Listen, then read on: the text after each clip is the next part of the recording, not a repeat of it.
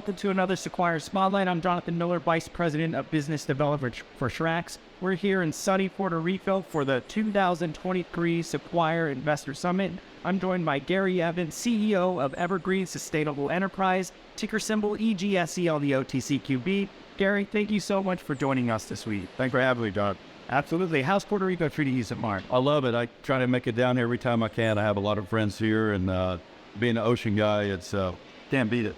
Excellent. We did have an opportunity to speak earlier, and we do share that sentiment and comment about the ocean and fishing and quite a few other things. So tell us a little bit more about your company and what you're presenting here this week. Sure. We're about a 3-year-old OTC, as you mentioned, in QB listed company, about a $35 million market capitalization. Management board, we own over half the company. We're fully invested. So our business is really a twofold. We're a little bit unique in that we are a hemp company. In fact, we're the largest hemp processor in the United States. We've been doing that now for about 3 years over in Western Kentucky. So we process wet hemp that comes out of the field from the farmers. We dry it, we clean it, we strip it, and we pull the flower out that goes to an extraction lab. And then we keep the herd and biomass, and we make products out of it. We have 2 products on Amazon that we sell in that regard. We decided, we looked at Bitcoin really hard over the past year and a half, and I've always been a bottom fisher. My prior career was in oil and gas. I had 3 companies public on the New York Stock Exchange. And Bitcoin prices, as you know, came down pretty heavily over the past year. Too many miners, prices for equipment came down. I thought, man, this could be a great entry point. And we had learned through the hemp business that we could actually burn hemp in boilers to make electricity and heat for Bitcoin. So we got to thinking, well, this might not be a bad progression. So we made a decision to actually change the name of the company, which is did the last 60 days, and changed our symbol. And we actually bought our first hydroelectric dam in Costa Rica, of all places, that generates very, very cheap energy for Bitcoin. And so we have other sites in Arkansas, over in Kentucky, looking at Missouri, and we have 2 other sites we're looking at in actually Costa Rica. So we're excited about the sector. We know we can make significant margins based on current prices, and we're expecting significant growth in 2023. Excellent. So I'm assuming the thinking behind opening the first Bitcoin site in Costa Rica was to leverage the power there. Can you elaborate a little bit, help the audience? Sure.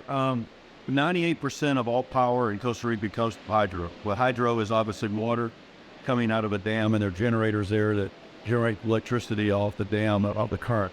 So back in when COVID was here 2.5 years ago, tourism in Costa Rica dropped off a cliff. Nobody was traveling there. And so the electric grid, or actually it's the government entity that owns all the electric rights in Costa Rica, and shut down all small producers, which included these small dams like we bought.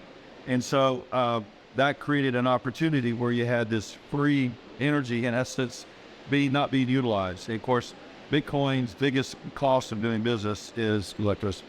And so this is really cheap power. It's 2 cents per kilowatt hour, which is basically unheard of.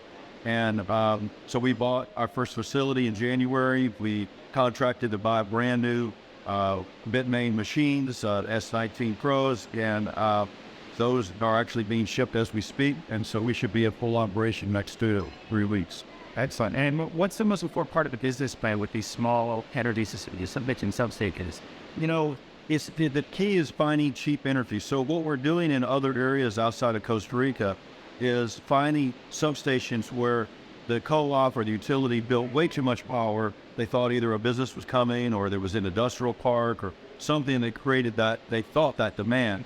And what we've done is find those isolated areas. They're not big, 2, 5, 10, 15 megawatts, and contract to buy that power at much reduced rate because it's stranded, can't go anywhere. And so we also, by having that smaller footprint, we don't disrupt the locals who think, oh gosh, Bitcoin companies are coming in here and the driver electric rates up. We're under the radar, quiet, for stealth, and we can do it very cheaply. Excellent. How does this timing come into play with your grid plays? So I think 2023 will be a significant growth period for the company. As you know, Bitcoin prices have increased dramatically. We did our deal in Costa Rica.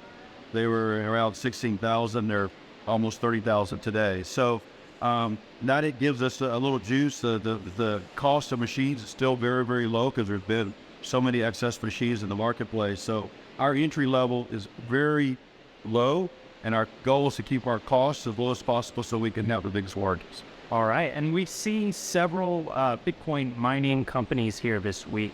Tell us a little bit more about what the playing field looks like as far as competition. Yes, I've listened to almost all the Bitcoin companies, and there's a very large ones like Riot that has almost a $2 billion market cap. That actually a friend of mine is their VP at Capital Markets from the oil and gas days, and they do a great job. So it's wonderful seeing those kind of companies. They were fortunate enough to be in early to raise significant capital. They're working through their issues, and they're going to have, I think it's a great company. So we're on the smaller scale, obviously, being more stealth, doing smaller projects. We like the diversity. You're never going to have a problem where the utility says, hey, you're shut down for 60 days for whatever reason. Well, I got 7 projects. I got 8 projects. I won't be stuck 150 or 500 megawatt project that gets shut down because of an ice storm or whatever. It sounds like a really promising story. I was actually, during the last presentation I was watching, thinking about hydroelectric, geothermal, alternative sources of energy to power these operations. Is there anything in the immediate horizon that investors should keep an eye out for? I just think keep watching our news on news sites. We've obviously got to raise a little capital to fund all that, which we're trying to do right now. And I think that as more and more investors get comfortable with Bitcoin, you're seeing a lot more institutional ownership. BlackRock, Apollo, Fidelity, they're all stepping their toes into it. JP Morgan is handling Bitcoin. So it's becoming a mainstay cryptocurrency, and I don't think it's going anywhere. And we hope to be a provider of significant shareholder value by getting in early and having very low costs so we can maximize profits for our shareholders. Thank you so much, Evan. We look forward to following the story and tracking your progress. And again, thank you so much for joining us here in Puerto Rico. We hope you get some time to enjoy the beach and have to rip it off my shirt and head to the pool. All right. Thanks a lot. Thank you so much.